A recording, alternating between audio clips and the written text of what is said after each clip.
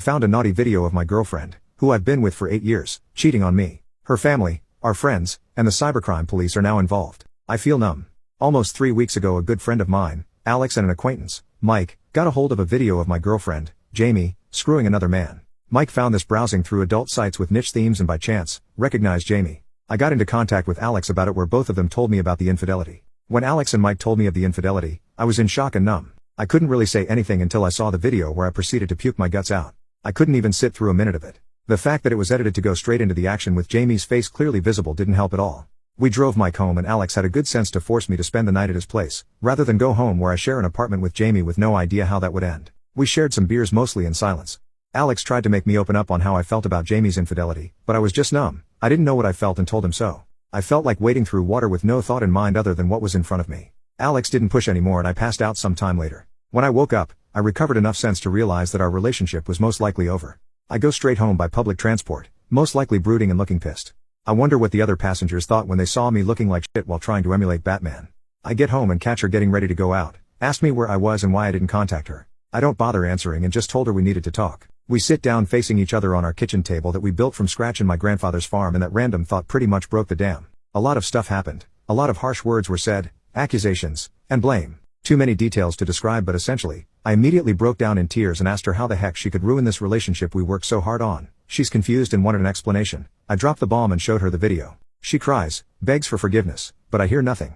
More crying and cursing until I tell her that we're over. That was it, and she just shuts off. She slumped down and closed her eyes, still crying, but says nothing. This gets me out of anger, and I try to figure out what she's doing. Talking to her, hard and gentle prodding, nothing. Absolutely unresponsive, so I just drag her to our bed and lay her there. I go back to our kitchen and call her parents, Alice and Julio. I simply told them they needed to come and that their daughter is suffering a mental breakdown.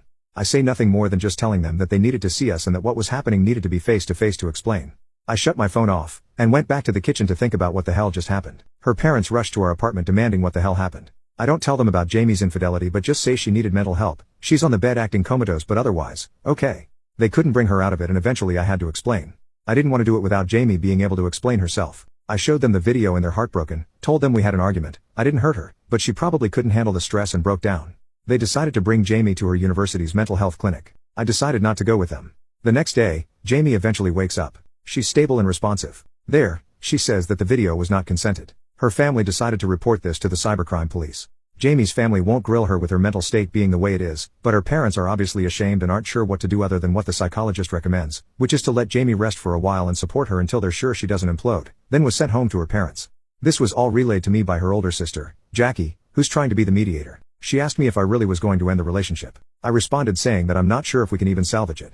2 days later, Jamie's parents asked me to visit them for a talk. I agree and go the next day. Jamie's parents, and her older sister are present. We go to their living room and sit down. They looked sad and tired, and I felt the same. Jamie will be the last topic of our talk. First is me. They wanted my parents to be involved. I feel disrespected as we're already adults, plus my father and I are tense, but I relent as I'm already tired and a bit out of my depth. Marriage was in discussion in the past after all. Finally, we talk about Jamie. She's stuck in her room, miserable and ashamed, otherwise, okay. She'll stay with her parents for now. When she's needed by the police, she can stay with Jackie in a hotel. They understand that I needed space. They've submitted a report to our cities. They live about 2 hours away in the suburbs, cybercrime office. I'm needed for the investigation. I explained that I wasn't the one who found the video, but I'll try to get Mike involved. They apologize for Jamie, but I tell them she's the one who needed to apologize and that they shouldn't baby her. They agree but beg me not to argue right now since Jamie may relapse. They explain her psychologist's assessment. Spontaneous nervous breakdown, no history of mental illness, concluded to be caused by accumulated stress from her studies and acute stress reaction from our argument. She needs rest in a safe environment. Psych almost called the police on me, but they convinced them not to, and with no physical trauma observed, gave up. The discussion devolved to apologizing, tears from Alice especially, and other noise.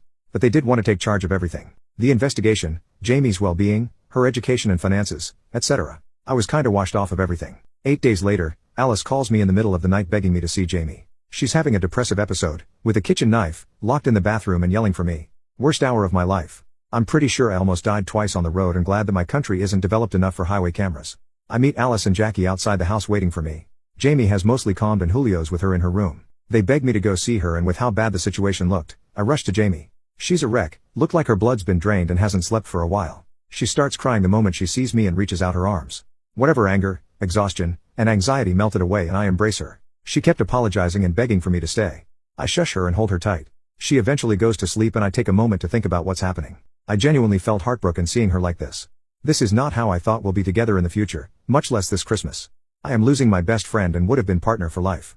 This was the person who helped me through my depression when even my own family dismissed it. She's even the one who made me make journals to help process what I go through.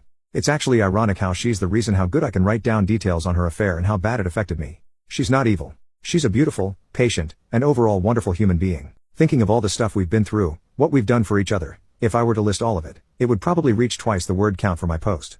I love her and was prepared to be with her for life and face everything that comes with it. And she destroyed that. I wake up before her and go to the kitchen for coffee. Jackie is there and explains that she's had episodes twice before and this was the worst yet. All of us except Jamie talk on what to do. Alice is in chemo for breast cancer, Julio runs a business 20 minutes away, Jackie's workplace is already hounding her, and Jamie needs help. The situation is screwed and everyone is exhausted. Jamie needs therapy. I implied mental institution and that almost got my head torn off, but no one can look after her 24/7. They asked me to reschedule the inevitable and try to help her. There was definitely some emotional manipulation but they are desperate. Due to my obvious lingering attachment and my own respect and love for these people, I agree. This is where I messed up. I go home, talk to Mike about the investigation, and he agrees to talk to the police. I call Alex and explain all the bullcrap happening. He warns me that this didn't sound like the right call, a mental institution was probably the best, and I'm just gonna get hurt. Regardless, he'll still stand by my decision and to call when I need him. I love this guy. I've already scheduled a consultation for therapy and Jamie will have a different one scheduled 3 days from now in my city. I just want to take a really long nap and get away from all this.